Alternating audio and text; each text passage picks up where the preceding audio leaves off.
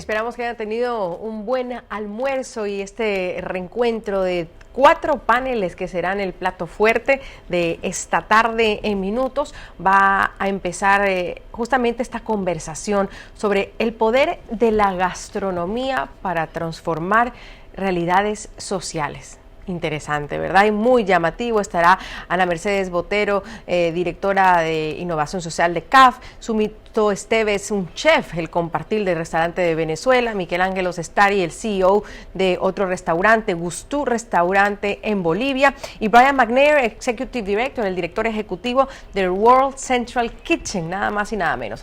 Un plato fuerte para después del almuerzo seguramente, y los esperamos en minutos con este panel.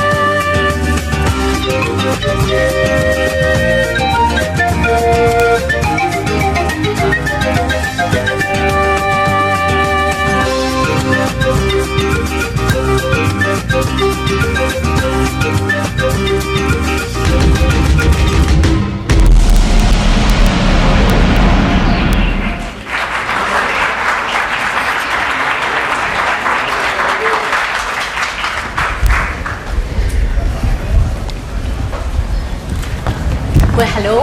Hello. Welcome to this conversation on social Iniciar esta conversación sobre innovación social, el poder de la gastronomía para transformar las realidades sociales. Soy Ana Botero, trabajo en CAF como directora del tema de innovación social. La innovación social es un tema que recientemente ha captado la atención de muchas organizaciones importantes. La CAF nos está convencidos que la innovación social es una poderosa herramienta para el mejoramiento del desarrollo sustentable de la región. Claro, no seríamos innovadores ni pretendemos serlo, pero sí tenemos una oportunidad singular como banco multilateral de fungir como facilitadores de la innovación social. Recordarán que hace un par de años vinimos aquí y trajimos a dirigentes empresariales e innovadores sociales, personas quienes habían generado acciones para resolver problemas sociales. Entre ellos se encontraban un movimiento de grandes corporaciones que utilizan las fuerzas de mercado para generar valor medioambiental y social. Tal vez tenemos otra magnífica oportunidad. Hemos traído a 3 empresarios de nivel internacional, Esteves, Michelangelo Cestari y Brian McNair, 3 chefs prominentes de las Américas. Todos ellos combinan la innovación, la inspiración, la creatividad, el conjunto de recursos, la creatividad para tener una visión común. El uso de la gastronomía y de la cocina local como una fuente para el bien, para la generación de valor en distintos frentes. Primero, como instrumento innovador para la inclusión social y generación de empleo en las aldeas y en las comunidades.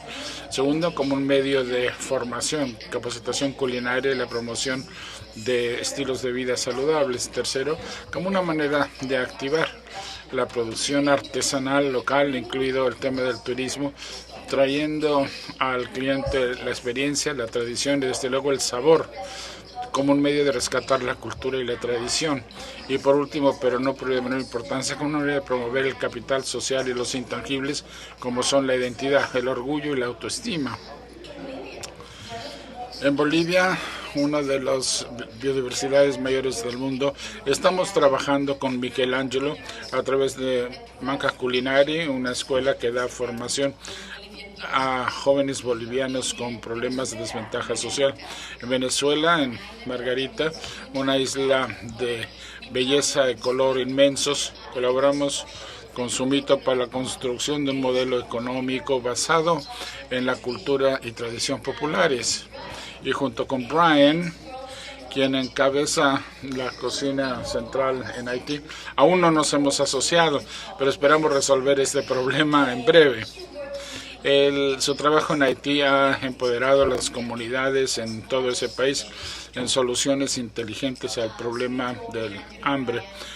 Sumito, Michelangelo y Brian, gracias por estar aquí, sean bienvenidos. Me gustaría iniciar la conversación planteándoles la misma pregunta a los 3. Compartan con ustedes y con nuestro público qué es lo que sucede cuando hablamos del poder de la comida para cambiar al mundo, el poder que tiene esta para cambiar al mundo. Brian, si quieres empezar. 5 minutos, ¿no es cierto? Así es, 5 minutos. Debía ser fácil porque el español y el portugués son mucho más bellos que el inglés, pero el inglés nos lleva directamente al punto. Seré rápido, si me pueden escuchar. Soy Brian McNair, me cargo de una ONG llamada World Central Kitchen, Cocina Mundial, encabezada por el chef José Andrés, y si son de esta ciudad o de los Estados Unidos quizá ya han sabido de él. Él y yo nos asociamos para iniciar este esfuerzo hace unos 3 años. Y por cierto, José, una compañía con fines de ganancia, es el de utilizar el alimento para promover la cultura. Promovemos soluciones al hambre, a la pobreza, pero sabemos que el alimento está en el centro de todo. Y una de las citas que utiliza José siempre proviene de Piazzarín, quien es un gastrónomo y filósofo, quien siempre asevera que el futuro de una nación depende de cómo se alimenta. Y si todos vemos, pues, y vemos que hay muchos temas interesantes de los que se ha hablado aquí al día de hoy, y niveles de pensamiento muy elevados, pero los alimentos, el alimentarse, las cocinas, los cocineros, los chefs están en el centro de todo y hay que alimentar a las comunidades de manera saludable. También escuchamos temas muy interesantes sobre el fortalecimiento de América Latina que fueron preclaros, sacando a muchísimas personas de la pobreza. El fortalecimiento a nivel interno de los países a través y sin depender de las importaciones o exportaciones o sin depender de las tasas o tipos de interés que suben y bajan, e incluso de la tecnología. Son algunas de las cosas que esta mañana fueron sobresalientes en las presentaciones. Y obviamente todo el mundo de lo culinario, los chefs y los cocineros estaban en el centro de todo este tema. Con nuestra organización World's Kitchen estamos formando escuelas de culinarias en todo el país. Estamos en Haití, la República Dominicana, Nicaragua, Zambia, África y en breve esperamos en Cuba. Pero básicamente somos una ONG de chefs, 70 de nosotros que estamos dispuestos a desplazarnos por todo el mundo y tratar de cambiar el mundo a través de la comida. El cambiar estas escuelas de enseñanza culinaria, ya que la formación está importante en el caso del desarrollo. A veces un alimento puede ser un elemento que determina si un niño puede ir o no al colegio. Estamos viendo el tema de los productos, cómo se elaboran estos y cómo se llevan al mercado. Sabemos que hay muchos proyectos en materia agropecuaria en el mundo, pero a veces no hay un chef que los conecte con la cocina directamente. En NPR escuché algo interesante que está sucediendo en la Florida. Hay un problema con los jabalíes que están echando a perder, destruyendo los ranchos de ganado vacuno. Bueno, en otros países se dijo, utilizan precisamente el jabalí como una delicia en los alimentos que preparan. A través de esto tenemos muchos proyectos alimentarios interesantes y de capacitación, pero a veces no hay chefs que participen en ello, pero ese es nuestro modus vivendi, el mantener a los chefs en el centro del mundo de lo alimentario y de la tecnología evolutiva, cómo mantener a los agricultores en contacto con los alimentos y escuelas de enseñanza culinaria que permitan producir alimentos saludables, viendo el fortalecimiento de la economía a través de la producción de productos y vendiéndolos también a nivel interno, nacional. Tengan ustedes presente que hay muchas cosas a nivel macro que cabe hacer, pero el futuro consiste en ver las economías locales. Hemos hablado de cómo alimentar el mundo hacia el año 2050 y los pequeños agricultores siempre están a la cabeza del debate. Vemos que la producción a nivel pequeño puede dar apoyo a las comunidades con producción que, aunque pequeña de tamaño, va a cumplir un papel muy importante. A más de 1000 proyectos pueden ser tan fuertes en el fortalecimiento de un país, tanto como lo puede ser un proyecto mayor. Muchas gracias. Sumito, la misma pregunta para ti. Español. Perfecto. Tú me preguntas si la gastronomía puede o no cambiar el mundo, y voy a empezar con una historia vieja. Cuando yo era pequeño, joven, y a uno le nombraban Perú o le nombraban Colombia, tu país, las primeras palabras que le venían a uno eran bomba, guerra, terrorismo, eran automáticas. Cuando tú le preguntas en este momento a cualquier muchacho joven por Perú, la primera palabra que le viene es ceviche. Eso pasó en 25 años. Cuando uno piensa en el caso de tu país, Colombia, el café, al cual se le da tanta publicidad en este momento ante el mundo, representa en términos de venta bruta el 2% de la economía de tu país. Y uno se pregunta por qué invertir tanto dinero promocionando algo que es literalmente un pellizco de la economía de un país, porque habla de bonanza, laboriosidad, trabajo y todos los valores. En los dos ejemplos que yo acabo de dar, a través de valores intangibles de la gastronomía, uno construye lo más importante que necesita una nación para plantearse la construcción y la reconstrucción, que es autoestima. Tú no te puedes plantear en ningún momento crecimiento económico si las personas que es con las que tú estás trabajando para lograr ese crecimiento económico no sienten que están empoderadas y no sienten que tienen una estima importante. Desde 1972 se habla de intangibles. Apenas en el año 2003 fue que se firmaron los convenios en donde el patrimonio cultural inmaterial se considera un patrimonio estamos hablando de ayer, desde que se firmaron los tratados en París de patrimonio intangible, y todo el mercadeo de las naciones se fue hacia el mundo cultural y hacia el mundo de los intangibles. A mí me hubieran preguntado hace 15 años, ¿ustedes creen normal, les pregunto, que el principal producto para mercadear un país fuese tu baile popular?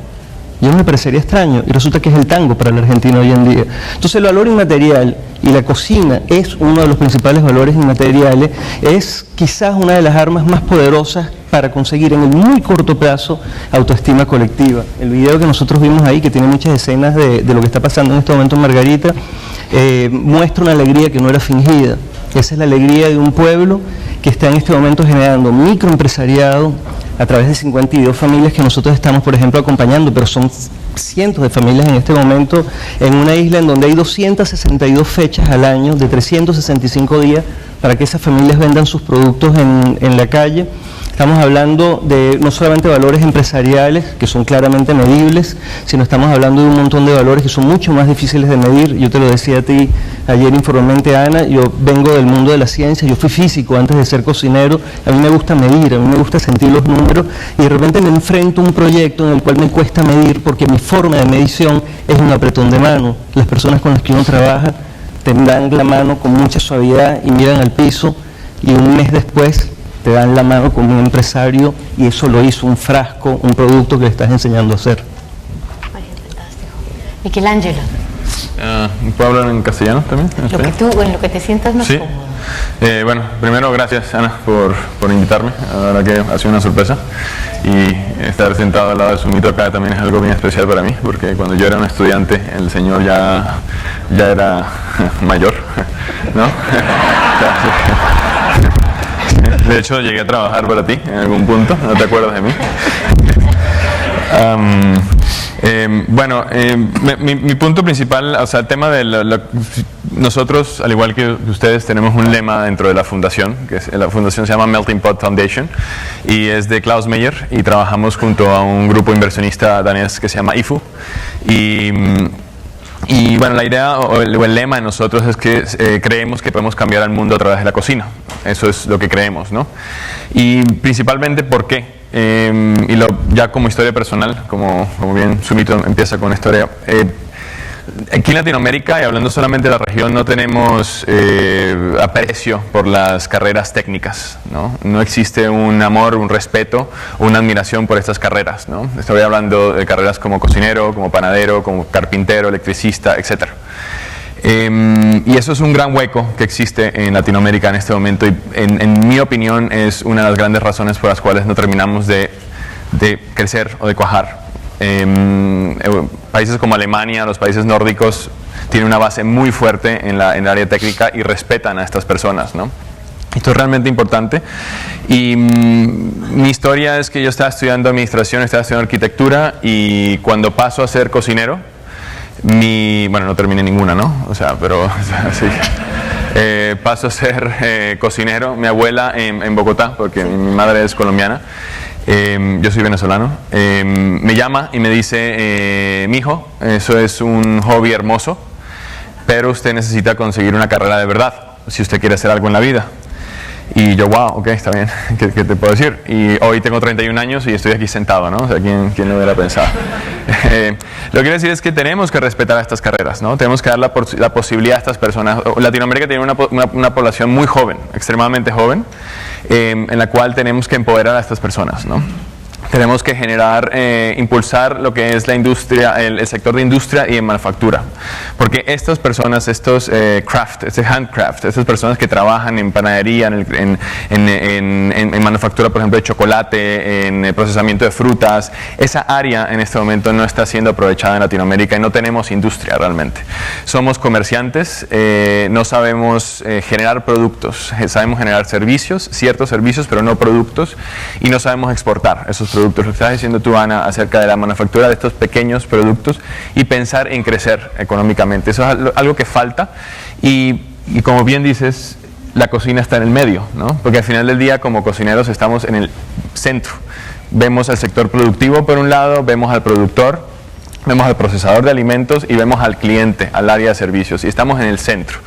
Exportar no es solamente exportar chocolate o exportar un buen aceite, por ejemplo, sino exportar también cultura, es lo que hablas, ¿no? La motivación, exportar cultura, exportar turismo, traer personas, exportar información.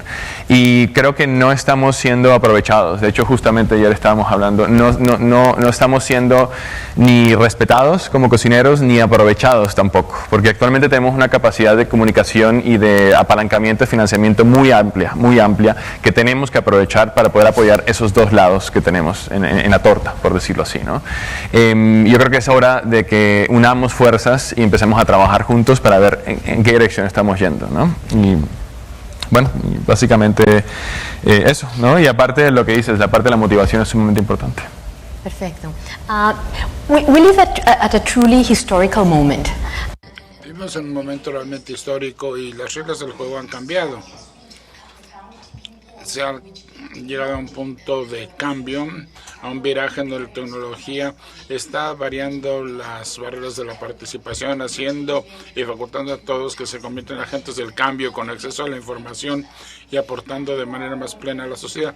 Todos ustedes son hacedores del cambio muy importantes, con historias sumamente poderosas, interesantes. Brian, las personas relacionan Haití con la pobreza, con el terremoto del 2010 y la asistencia externa. ¿Qué hubo en el caso de Haití que condujo al establecimiento de World Central Kitchen allí para ayudar a los haitianos a autoalimentarse? ¿Cómo ha logrado hacerlo así? Le pregunto. Me parece que lo más inolvidable en el caso de Haití y los haitianos son ellos, precisamente, pero el espíritu que recibo de los haitianos, ese sentimiento que recibo en el mundo entero, pero que es muy sólido en Haití, es las personas desean sentirse empoderadas, tener una oportunidad antes de recibir una dádiva. Mayormente, puedo decir, ya hablábamos tú y yo de esto anteriormente, había ciertos ámbitos donde hay más libertad, miles de años de cosas gratuitas, donde se pueden obtener cosas a cambio de nada, pero el espíritu haitiano es tal que lo que quieren es tener una oportunidad, prefieren tener una oportunidad de ser capacitados y de obtener un empleo o de hacer algo por sí mismos que el simplemente recibir una dádiva. Eso lo han visto en mi trabajo, pero es algo muy importante en Haití. En Health Central Kitchen trabajamos salud, educación y generación de empleo. En cuanto a la salud, trabajamos con estufas limpias, que llamamos. Vamos a las cocinas de muchas escuelas. El año pasado convertimos 100 escuelas a gas licuado, LPG. Hablábamos antes que quizás esto no exista en algunos de los países, particularmente en Venezuela, donde el gas es tan barato. Se puede tener esta idea, pero hay un gran porcentaje de personas que siguen cocinando con leña y carbón. La Alianza Internacional de Cocinas Limpias dicen que 4 millones de personas mueren al año debido a los efectos producto de haber cocinado con combustibles sólidos, más que el VIH y el paludismo combinados. O sea que es un tema trascendental. Acudimos a las cocinas y una de las primeras cosas que advierto al acudir a las mismas, a estas escuelas, a estas cocinas de enseñanza, que es donde podemos tener mayor efecto, que trabajamos también con los hogares. El director nos encuentra a la entrada y nos dice, los cocineros están por allá, vamos, los buscamos, vemos que hay dos mujeres que están ahí arrinconadas. Y esto es lo que he visto en Haití y en algunos otros países. No tratan muy bien a sus cocineros o cocineras, los echan al fondo, al rincón, aunque el alimento es lo más importante del día. Lo primero que hago es darles un abrazo, me tomo fotos y les digo, yo también soy cocinero. De inmediato puede uno percibir que mientras que uno se interesa por lo que se está haciendo para ganarse la vida, que ellos sienten que uno se interesa por ellos. Limpiamos las cocinas, les mostramos el funcionamiento de la cocina y el saneamiento de las mismas. Lo venimos haciendo así en Haití durante los últimos 3 años y tenemos otro gran proyecto, como lo hemos realizado también en Nicaragua y en Zambia. Pero las personas desean tener algo que vaya más allá de una oportunidad. Hemos creado una empresa social, de hecho. Tenemos una panadería y un orfanato en Haití que obtienen utilidades con varios turnos. Esta panadería está ya obteniendo réditos para un orfanatorio.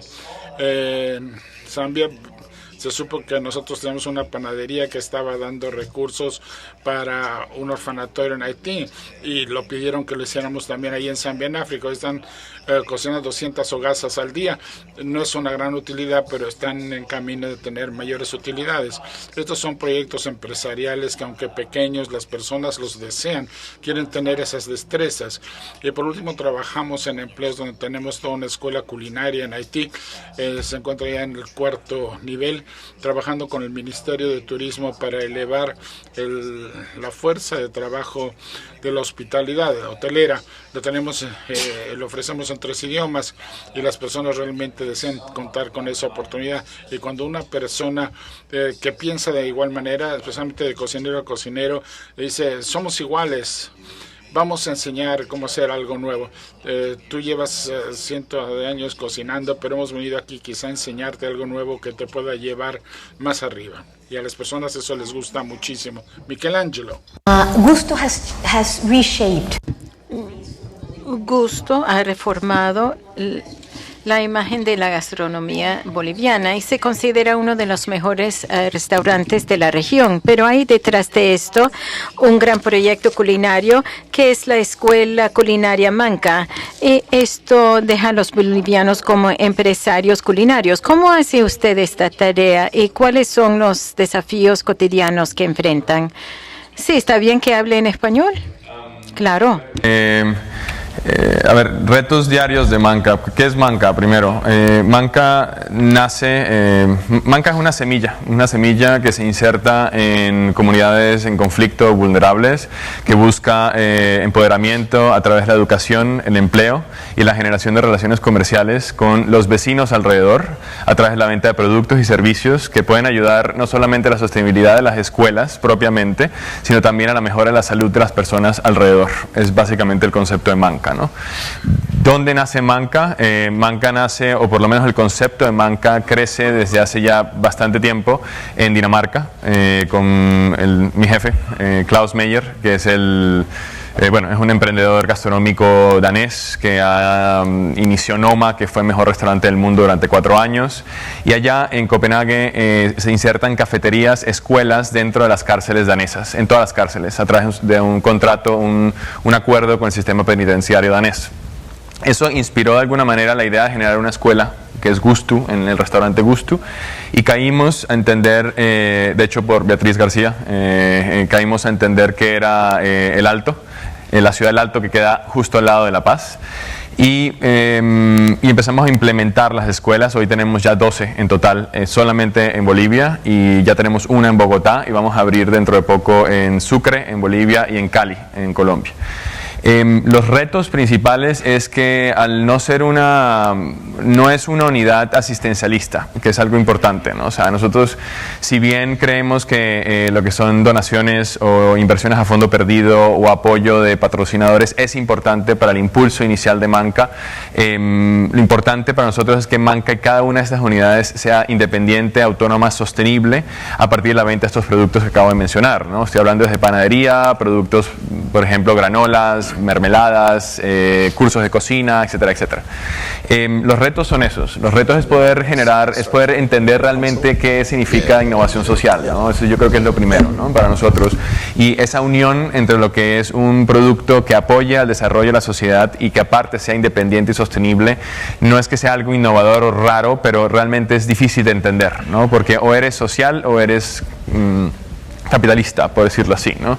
Entonces ese es uno de los retos principales, cómo podemos integrar esto, y es un trabajo que estamos haciendo, pero al final del día lo más gratificante del proyecto Manca son las personas, son los chicos, ¿no? O sea, son las personas, son los jóvenes, porque lo que hablaba Sumito del empoderamiento, por ejemplo, de la motivación, ¿no? Porque al final del día va más allá de poder entrenar a personas para que sean cocineros, panaderos o camareros o restauradores, sino para que crean en sí mismos, para que ellos crean en su cocina, en su cultura, en su país. Cuando hablas de Gusto, por ejemplo, Gusto ha tenido un impacto bastante fuerte en Bolivia. Creo que el impacto lo ha generado más las personas, los chicos que dan forma a Gusto, a la escuela Gusto y a los que trabajan en Gusto, a los jóvenes, porque una vez tú empiezas a creer en ti mismo y en tus productos, en ti, en tu tierra, es algo que no hay mejor gasolina, no hay mejor fuel para crecer, ¿entiendes? Sino la motivación personal, ¿no? Y cuando tú lo ves ahí, al final del día es tu comida, tu abuela te preparaba algo, eso ha sido lo que ha hecho que todo el proceso de Manca haya sido mucho más fácil. Y es lo que se puede replicar en cada uno de los países, o sea, no solamente en Bolivia, Colombia, sino en Cuba, por ejemplo. Entonces, el empoderamiento del capital humano local y el uso del producto local como medio no solamente de generar productos, sino de generar orgullo, ha sido lo que ha hecho que todo el proyecto ha sido fácil, francamente, o sea, entendiendo el espectro. Y además de todo el entrenamiento culinario, evidentemente hay toda una incorporación de habilidades para la vida, de valores, de capacidades empresariales, etcétera, que de alguna manera ayuda a que estos jóvenes puedan enfrentarse al mercado de trabajo el día de mañana, aunque no fueran cocineros, si no hubiese la oferta, digamos, no hubiera necesariamente, todos no necesariamente podrían ir a restaurantes, hay la posibilidad, existe esa formación en que ellos puedan de alguna manera prepararse para el trabajo el día de mañana. ¿O cómo ves ese futuro de estos muchachos? Mira, a ver, sin duda alguna, la parte de emprendedurismo es la parte más interesante que tiene Manca, porque todos estos negocios, todas estas unidades que hacen que todo el sistema sea sostenible, son emprendimientos y liderados por ellos mismos, ¿entiendes? Porque cada una de las escuelas tiene sus oportunidades, tiene sus amenazas, cada una tiene que entender realmente cuál es el mercado que tiene alrededor para poder conseguir esa sostenibilidad, y son estos chicos que buscan la manera de generarlo, ¿no? Y sin duda alguna no todo el mundo va a ser empresarios, algunos van a trabajar en otros restaurantes, y esa inserción laboral, esa búsqueda de restaurantes y establecimientos de comida con los mismos valores y principios que implementamos en Manca es parte del proyecto, ¿no? Entonces los chicos, al aprender practicando constantemente, yo mismo como cocinero, entendí que lo más importante era la práctica al final del día, ¿no? O sea, años o meses trabajando en restaurantes como Mugaritz o Noma mismo, por ejemplo, eran años en una escuela de cocina al final del día, ¿no? Y la práctica es fundamental porque sales con una realidad, ¿no? Sales con una realidad que llegas a trabajar, o sea, llegas a realmente ser productivo no solamente para ti mismo, sino para ciertos espacios de la sociedad y ciertas necesidades de empresas, por ejemplo, ¿no? Entonces, sin duda alguna, la parte de emprendedurismo es fundamental. Sumito, tú te fuiste a vivir a Margarita a trabajar en emprendimiento gastronómico para crear microempresas sostenibles, pero también para contribuir con la construcción de capital social y de confianza en la isla. Tú ya hablaste un poco de la autoestima, pero ¿cómo efectivamente la gastronomía logra el fortalecimiento del orgullo, de la identidad, de todos estos factores intangibles que son claves en el alivio de la pobreza? Y voy a meter aquí un poquito de política, y sobre todo en un país que atraviesa una complejidad de las dimensiones que conocemos.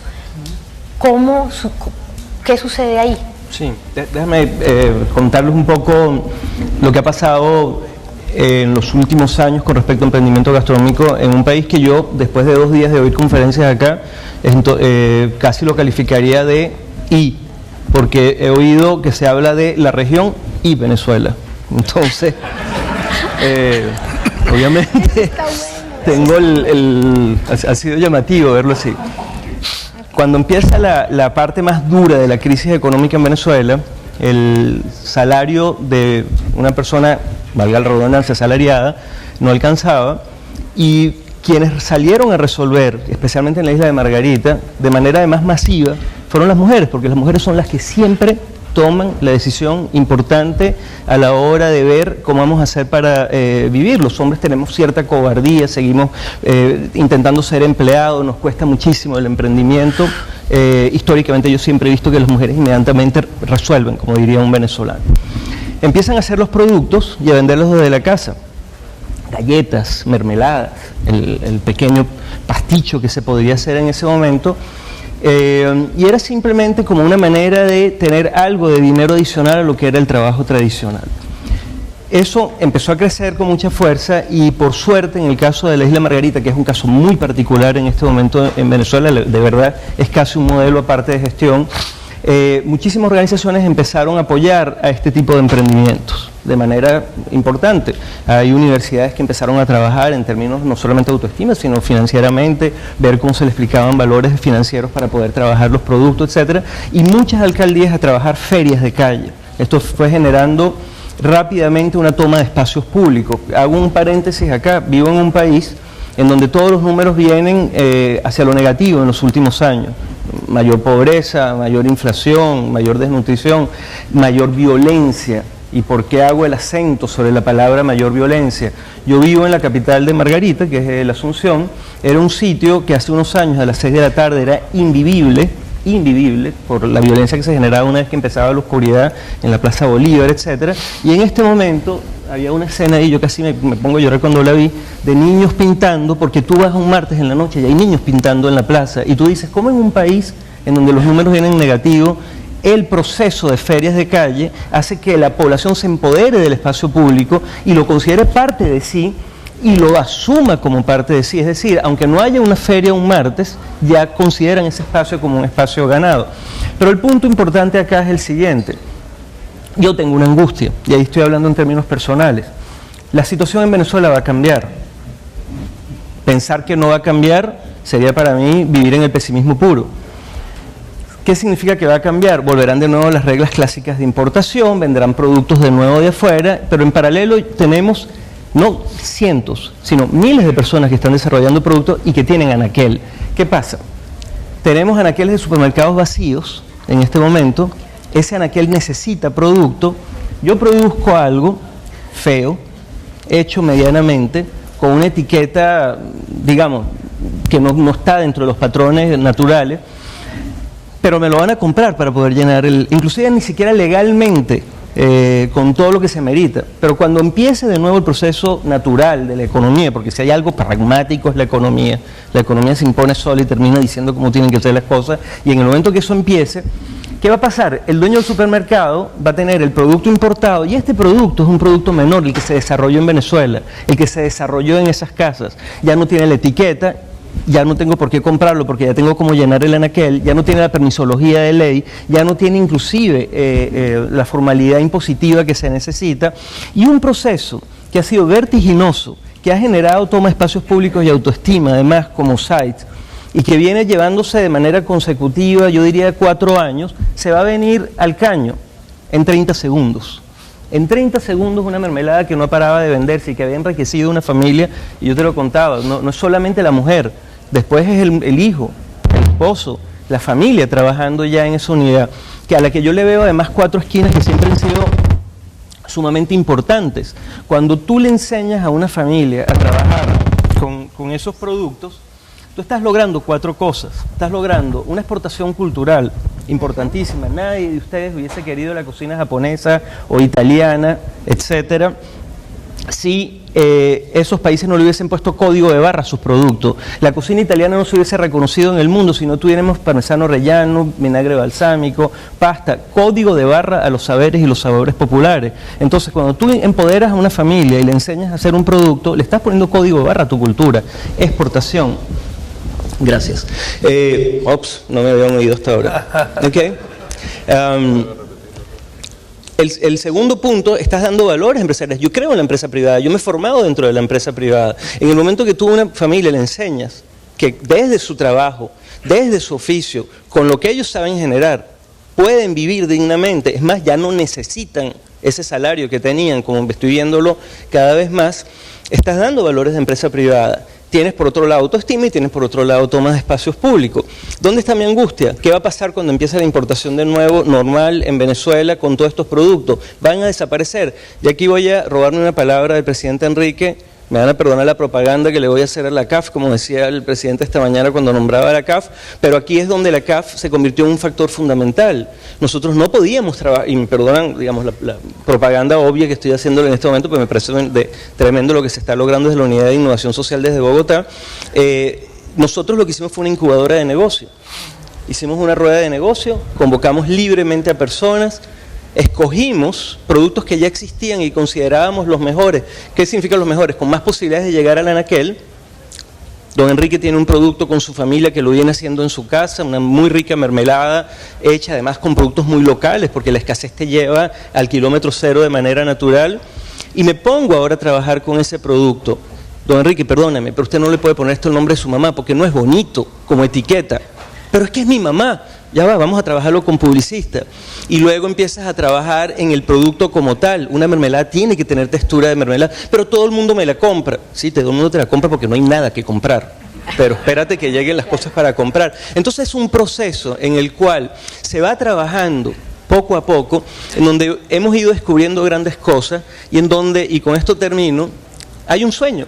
Porque, llega el momento en que esa familia ya tiene un producto que está claramente listo para el mercado, pero producir en grande es muy difícil, tanto por razones financieras inclusive, porque todos los procesos hasta ahorita el 100% son en casas, y hemos tenido que trabajar mucho en cómo transformar el espacio, dividir el espacio del hogar del espacio de la producción comercial. Entonces sí queremos, como segundo desarrollo después de esto, tener un gran espacio, digamos, yo tengo el terreno para lograr hacer eso, mío, en donde se genere un centro de producción y ahora esa familia pueda venir y nosotros hagamos un gran mercadeo de las marcas de esas familias desde productos que terminen enriqueciendo concretamente a esa familia. No iba a perder la oportunidad de tener tantos banqueros como para no pedirles eso a partir de ese momento. Pero la verdad es que sí es un proceso que hay que verlo, hay que vivirlo, hay que entrar a las casas. Es absolutamente asombroso entender lo que está sucediendo en la isla de Margarita. Es notable. Es algo en donde estamos hablando, y vuelvo a repetir y con eso termino, de 260 ferias anuales que convocan no menos de 1.000 personas en cada una de esas ferias. Estoy hablando de 2/3 partes del año en donde ya el turismo puede venir e ir a avenidas completas que se cierran gracias a las alcaldías y en donde todas esas familias acompañadas por diferentes entes, entre ellos nuestra fundación, se presentan, se paran y, ojo, han empezado a pagar impuestos, que a mí me parecía fundamental. Perfecto. Gracias. We still have like 2. Aún tenemos 2 o 3 minutos más, así que nos dirigiremos al público para ver si tienen comentarios o alguna reacción ante lo dicho. Si tienen algún comentario, alguna pregunta. Por ahí alguien levanta la mano, 2, 3 personas. Si alguien es tan amable de pasarles el micrófono.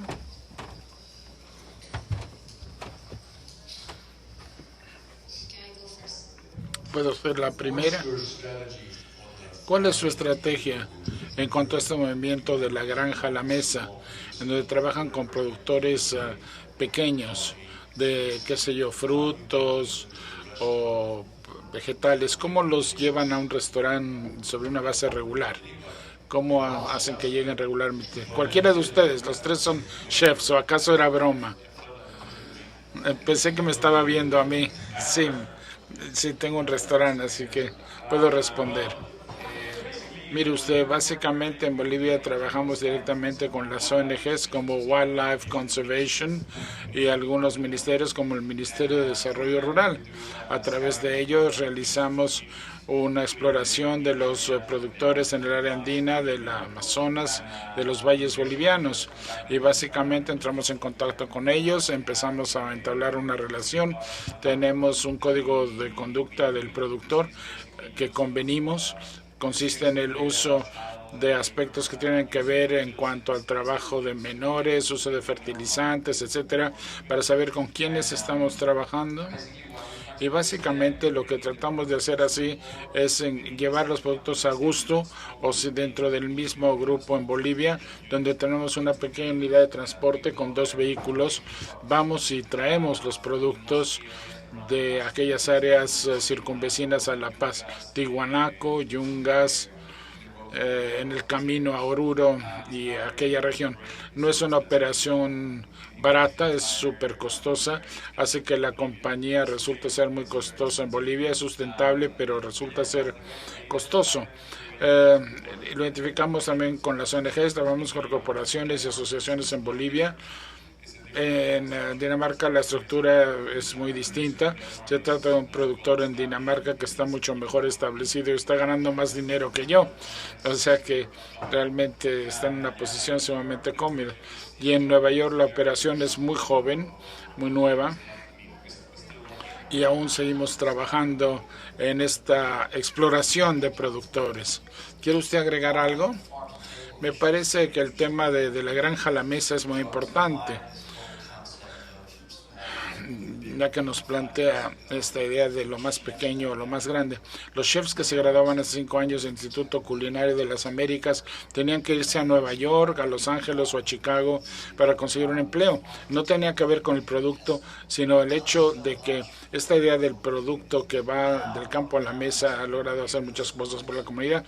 A lo largo del río Hudson, en las escuelas hay chefs que se enfocan en el producto local, pueden abrir un café y tener éxito, y la comunidad empieza a llegar. Ahora hay pequeñas personas de los pequeños poblados norteamericanos que están llegando en diferentes regiones. Hay pequeños sitios donde están llegando estos productos que van directamente del campo a la mesa. Tenía usted otra consulta. Mi pregunta es para Brian. Me gustaría saber si nos podía dar una serie de recomendaciones para los organismos multilaterales y los gobiernos acerca de cómo pueden estos mejorar y cómo pueden ayudar a mejorar la situación agrícola en los países, ya que sabemos que no puede haber cocina si no hay alimentos. ¿Podría repetir esto? ¿Quién es quien da apoyo al gobierno? Dice usted, las organizaciones multilaterales, que sé yo, como el Banco Mundial o el Banco Interamericano de Desarrollo y los gobiernos. Le pregunto si pudiera darnos algunas recomendaciones para ellos. Muy buena pregunta la suya. Y estoy en una sala que es difícil hablar de esto. Yo me financio yo mismo, no tenemos financiación de ningún organismo multilateral o Banco Mundial, para nada. De hecho, estoy satisfecho de que tengamos financiación privada, nos hace más flexibles. Somos una organización de menos de $1 millón. Estamos en 5 países con 10 proyectos en ellos y 67 chefs listos para salir e ir allí. Habiendo dicho esto, me siento muy entusiasmado por expandirnos y trabajar con otras organizaciones que conozcan lo que hacemos, porque muchas veces termina uno formando un proyecto para acondicionar o rellenar el hueco que alguno puede tener. Más bien queremos que la gente sepa quiénes somos, lo que hacemos y lo que no, y quizá ahí se encuentre algo que resuelva y que sea útil para ambas partes. La última pregunta, por allá, por favor.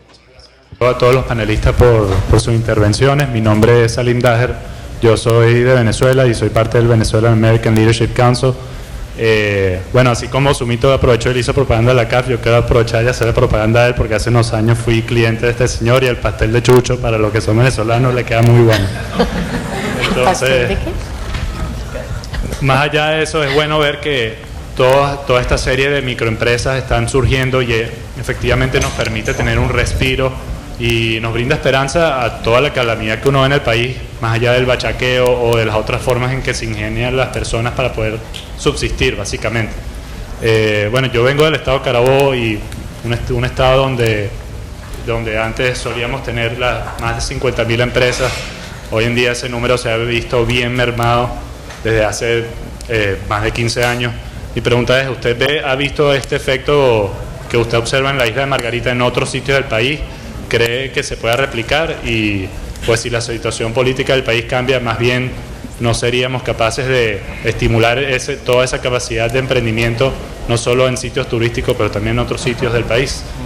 Okay. Es una buena pregunta porque apunta a un modelo y estamos trabajando en eso. Es decir, en este momento a mí me tocó una bendición y es que, y me perdonan otra vez la propaganda, CAF de alguna manera está financiando la posibilidad de que nosotros tengamos un marco estadístico, que en este caso son 52 familias, para entender desde ese marco estadístico dónde están los pros y los contras y los números para ir generando un modelo de gestión. Pero la verdad es que mi compromiso con ella es generar ese modelo de gestión, porque estoy seguro que es un modelo, estoy seguro, por lo menos replicable dentro de lo que está sucediendo en este momento en el país, pero yo lo veo como un modelo de gestión para región, porque claramente hemos ido detectando dónde están las necesidades, qué cosas necesita una familia, en qué momento se siente agredida una familia. Estamos entrando a las casas de la familia y también hemos tenido que aprender muchísimo en ese proceso, pero un poco, digamos, contestando tu pregunta, y rápidamente, solo 30 segundos, algo que le comentaba a Ana ayer, por ejemplo, no necesariamente donde tú cocinas en tu casa tiene las condiciones higiénicas mínimas necesarias para que un producto califique para llegar eventualmente a un anaquel. Una vez que uno entra a la casa y dice, bueno, vamos a aprender a separar las cosas, aunque sea dentro de tu propio hogar, es muy difícil que en algunos casos se mantenga esas buenas prácticas. Y por ejemplo hemos descubierto, que ha sido interesantísimo, que uno va haciendo niveles, vamos a llamarlo exámenes. En este momento estamos en una etapa en la cual la principal bufete de abogados de la capital a nivel marcario, como parte de su programa de responsabilidad social, se va a asociar a la fundación nuestra para trabajar ya con la legalidad marcaria, o sea, con todo lo que se necesita para generar las marcas en cada uno de estos proyectos.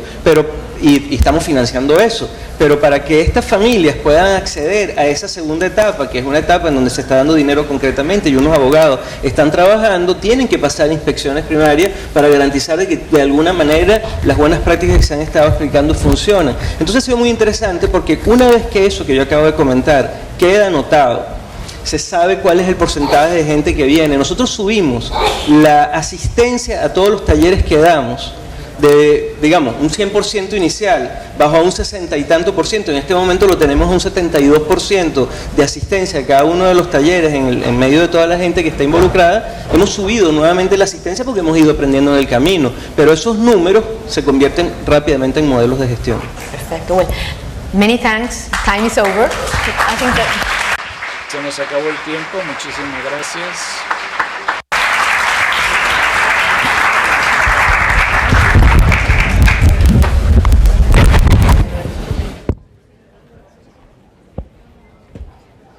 Well, our next session of the day.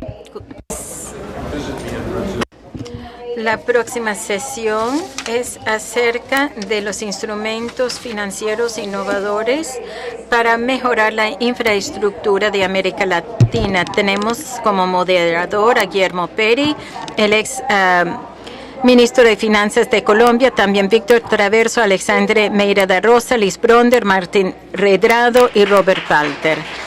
Una calurosa bienvenida, por favor. I think you should sit in the middle, so we have... Okay.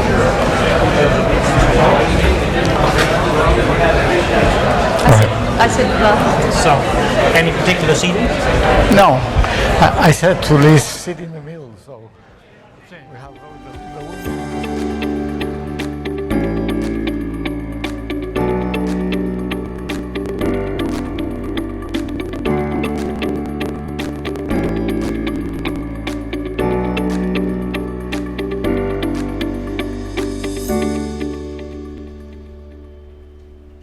Gran panel el que acabamos de escuchar a los expertos de la gastronomía en América Latina, desde Venezuela, desde Bolivia, hablando de cómo justamente la comida, el buen comer puede transformar las sociedades, las realidades sociales también de nuestra América Latina.